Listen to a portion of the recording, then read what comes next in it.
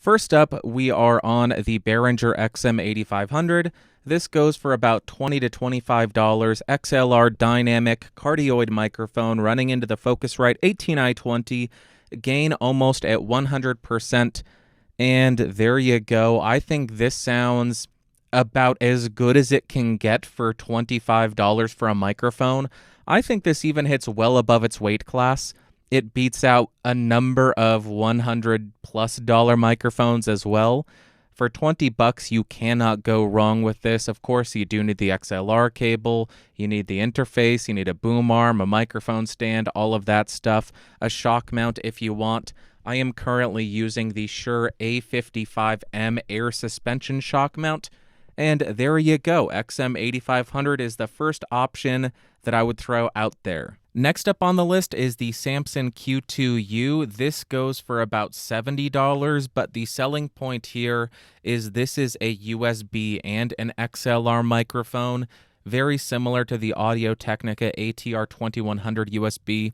This is another handheld cardioid dynamic, and I'm using it in XLR mode, same interface, same gain setting, and it has a bit crispier of a top end. And being that you struggle to hear frequencies over 6 kilohertz, it may not be the best option for you because I find this microphone to be a little bit sibilant, meaning the S's are a bit sharp and painful to listen to, and you would need to do a little bit of processing for long-form content, a DS or something like that to help out. But this is another option, pretty good for $70.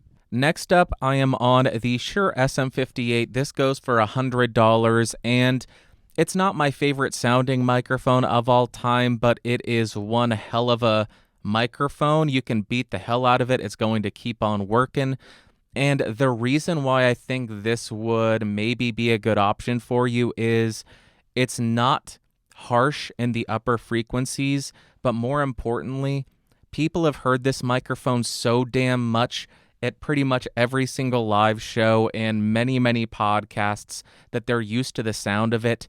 Nobody's going to listen to this and say, oh my gosh, that is so offensive. How dare it sound like that? I can't handle this. Please fix it. They're going to say, I can hear Mac talking. Good. That's it. Okay. So the SM58 for $100, I think it's a pretty good option.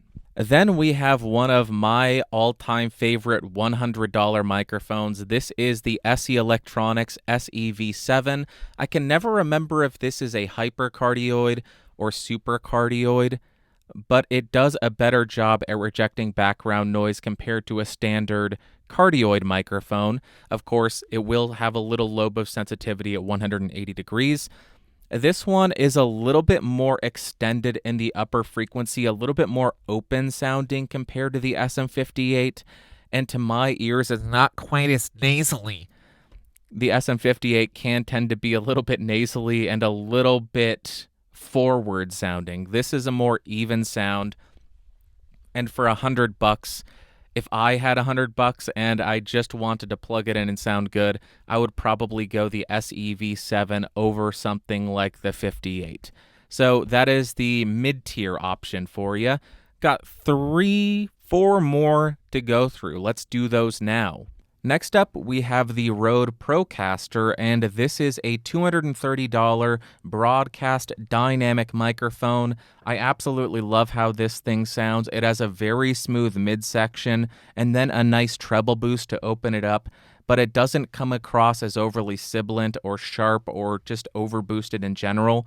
It has a pretty even sound, even though it does have a fairly large boost. Maybe I shouldn't say even, I should say smooth sound. One downside to this is really sucks at rejecting plosives. So if you put a lot of air out there, you may run into issues there. But for $230, I think that this thing is pretty awesome.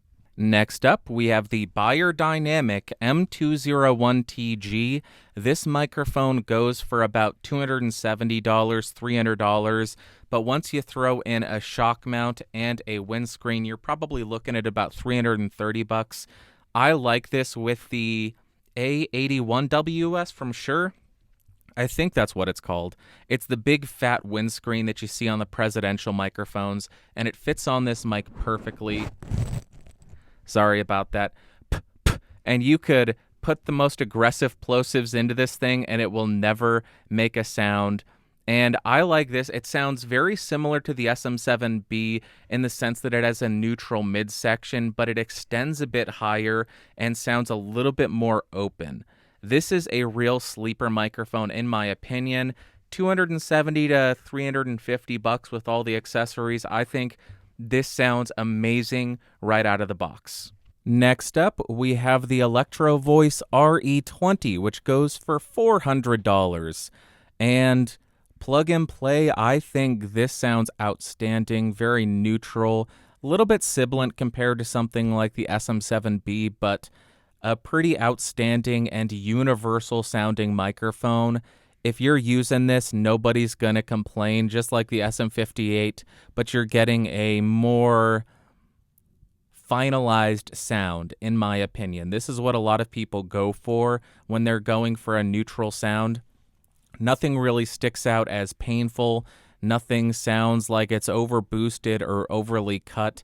Just a great sound all around. $400, and you don't have to worry about the proximity to the microphone because ElectroVoice has the variable D technology, which helps eliminate a lot of that proximity effect.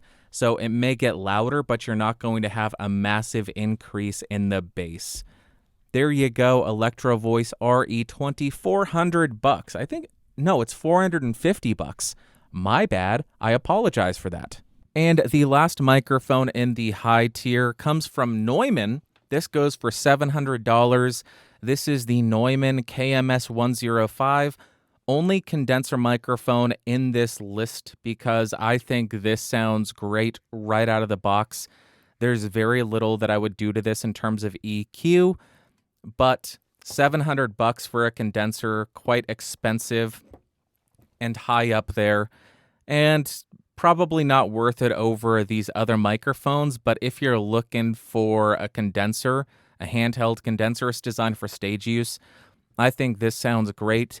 Now, some folks may be wondering, why didn't you include the SM7B or this other microphone or that one or that one? Because Mac was asking about microphones that I think would work well right out of the box. They aren't going to cause him any problems when he's doing processing or anything like that. I think the majority of these work great and sound great right out of the box, and very few people would complain or have issues or find the audio from these devices painful or distracting. But then you have something like the SM7B, which is probably my all-time favorite microphone. It's definitely my most used microphone. I enjoy darker and smoother sounding microphones, and I don't like doing much to it. But one of the big selling points of the 7B is how well it takes EQ. People may buy the 7B and they will add a big high shelf to it to add a lot more airiness and openness to it to boost that up a little bit. I didn't do that. But I also know a lot of people think the 7B is just too dark sounding. And that's why I didn't include that. That's why I didn't include a lot of other microphones. Because I think a lot of other microphones do need or do at least benefit from processing and EQing and de-essing, stuff like that. The Q2U definitely does need some de-essing as well. So the other option would be the ATR 2100 USB. But there you go. I think I spent way too much time on that. And maybe I should throw this as a standalone video somewhere. I don't know.